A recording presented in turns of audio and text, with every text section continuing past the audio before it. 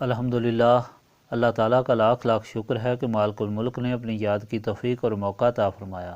لاکھوں اور کروڑوں درود حضرت محمد مصطفیٰ صلی اللہ علیہ وآلہ وسلم پر، جن کے طفیل مالک الملک نے یہ مہربانی عطا فرمائی۔ سامعین کرام، قرآن پاک میں اللہ تعالیٰ نے ارشاد فرمایا، اعوذ باللہ من الشیطان الرجیم، بسم اللہ الرحمن الرحیم۔ تم سے پہلے گزر چکے قوموں کے حالات، پس پھرو زمین پر اور دیکھو کیا انجام ہوا جٹلانے والوں کا۔ یہ بیان ہے لوگوں کے لیے اور ہدایت اور نصیحت ہے پرہیزگاروں کے لیے، اور نہ مایوس ہو نہ غم زدہ ہو، فتح تمہاری ہوگی اگر تم مومن ہو۔ اگر تم کو زخم آئے ہیں تو پہلے ان کو بھی چوٹ آئی ہے، اس طرح اور یہ دن لوگوں میں بدلتے رہتے ہیں۔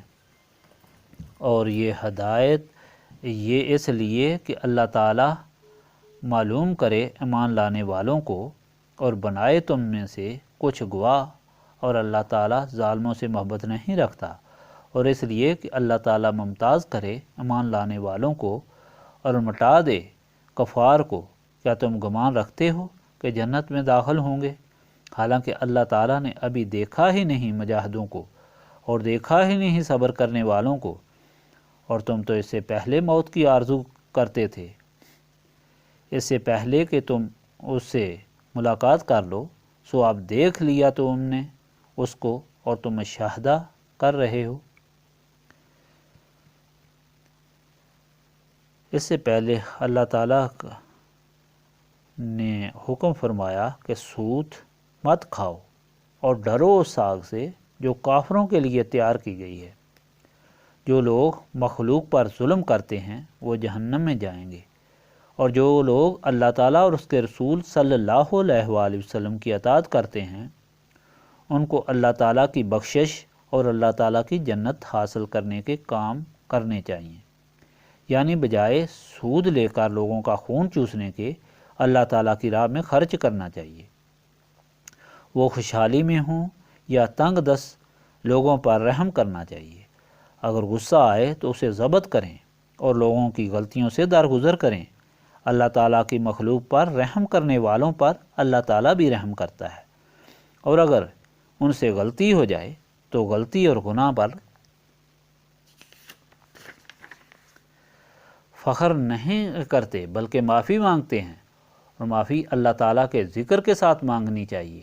اللہ تعالیٰ غفور الرحیم ہے، وہ گناہوں کو معاف فرماتا ہے اور جنت عطا فرماتا ہے۔ آج جو اللہ تعالیٰ کا حکم آپ کو سنایا ہے یہ اس حقیقت کی تشریح اور تفصیل ہے تاکہ اللہ تعالیٰ کے بندے ہر حال میں صراط مستقیم پر گامزن رہیں۔ اس میں چند چیزیں فرمائی گئی ہیں۔ پہلی چیز یہ ہے کہ سچی حقیقت کو معلوم کرنے کے لیے دنیا میں پھر کر دیکھ لو کہ اطاعت کرنے والوں کا انجام کیا ہوا اور کفر کرنے والوں کا انجام کیا ہوا۔ دوسری چیز کہ اللہ تعالیٰ کا فرمان تو ساری مخلوق کے لیے ہے، لیکن اس سے ہدایت صرف متقی ہی حاصل کرتے ہیں۔ تیسری چیز یہ کہ اللہ تعالیٰ کا دستور ہے کہ فتح ہمیشہ مومنین کی ہوگی، اس لیے مومنین کو نہ خوف ہونا چاہیے اور نہ ڈر، بلکہ اپنے ایمان کو قوی رکھنا چاہیے۔ چوتھی چیز یہ کہ اس دنیا میں حالات بدلتے رہتے ہیں، کبھی خوشی ہوتی ہے تو کبھی غم۔ اگر احد میں مسلمانوں کو تکلیف پہنچی ہے تو پہلے کفار کو بھی ان سے زیادہ تکلیف پہنچی ہوگی، اس لیے تکلیف سے گھبرانا نہیں چاہیے۔ پانچویں چیز یہ کہ مومنین کو جو بھی تکلیف پہنچی اس کے پیچھے حکمت یہی ہے کہ اللہ تعالیٰ کے بندوں کی شان اور شخصیت کو اجاگر کیا جائے اور غلاموں کو شہادت کے تاج پہنائے جائیں۔ چھٹی چیز یہ کہ اللہ تعالیٰ کا بندہ بننے کے لیے اخلاص اور قربانی دینی پڑتی ہے۔ انسان جنت کا حقدار اسی وقت ہوتا ہے جب اپنی جان و مال اللہ تعالیٰ کی راہ میں قربان کرے۔ جو جان بھی بچا کر رکھے، مال بھی بچا کر رکھے اور زبانی جمع خرچ کرے تو وہ مومن نہیں بلکہ عبداللہ بن ابی کی طرح منافق ہوتا ہے۔ سامعین کرام، ان 6 چیزوں کو دیکھ کر سوچیں کہ کیا یہ آسان ہے؟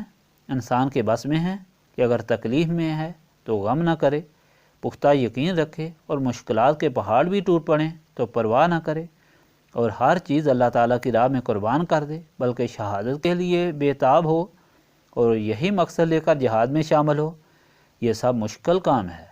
انسان اتنا کمزور ہے کہ تھوڑی سی مصیبت سے گھبرا کر اللہ تعالیٰ پر شک شروع کر دیتا ہے، کفریہ کلمات بکنا شروع کر دیتا ہے، اور جہاد پر جانے سے پہلے سلامتی سے واپسی کی دعائیں مانگتا ہے، اور خیال یہی رکھتا ہے کہ اسے کوئی تکلیف اٹھانی ہی نہ پڑے، سب کچھ اسی کو مل جائے اور مخالف خود غرق ہو جائے، کیونکہ وہ اللہ تعالیٰ کو ماننے والا ہے۔ یہ سب کمزوریاں شیطان کی گمراہی کی وجہ سے ہیں کہ شیطان نفس کو قابو کر لیتا ہے اور اس قسم کی کمزوری کا شکار کر دیتا ہے۔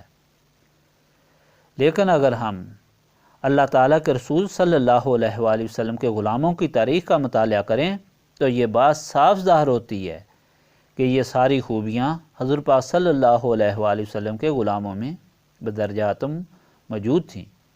حضور پاک صلی اللہ علیہ وآلہ وسلم کے غلاموں کے حالات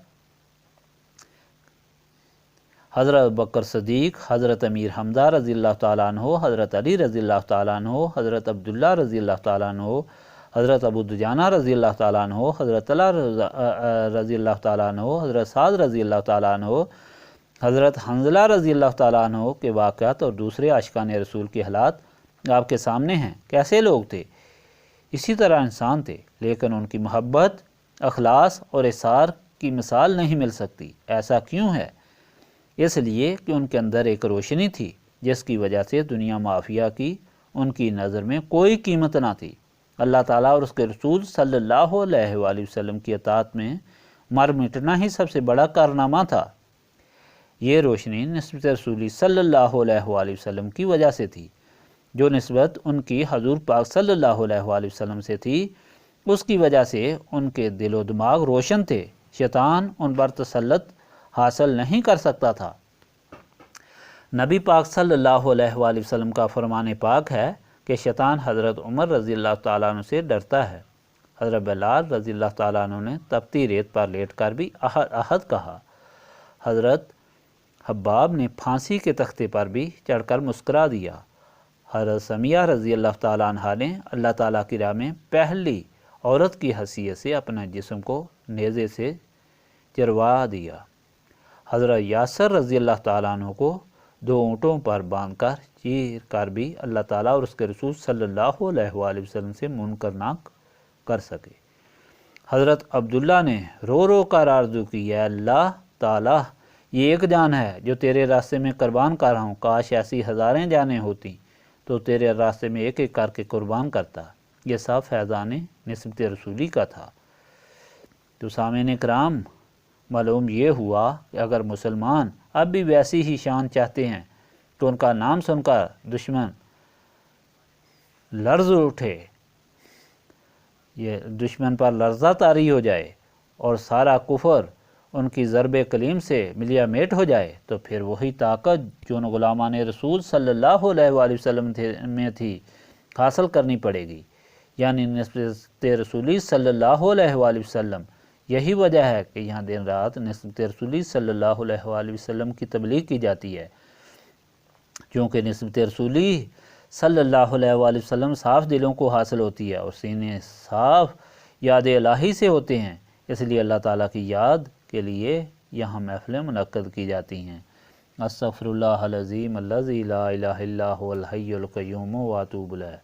استغفر اللہ العظیم الذی لا الہ الا هو الحی القیوم واتوب الیہ۔ استغفر اللہ العظیم الذی لا الہ الا هو الحی القیوم واتوب الیہ۔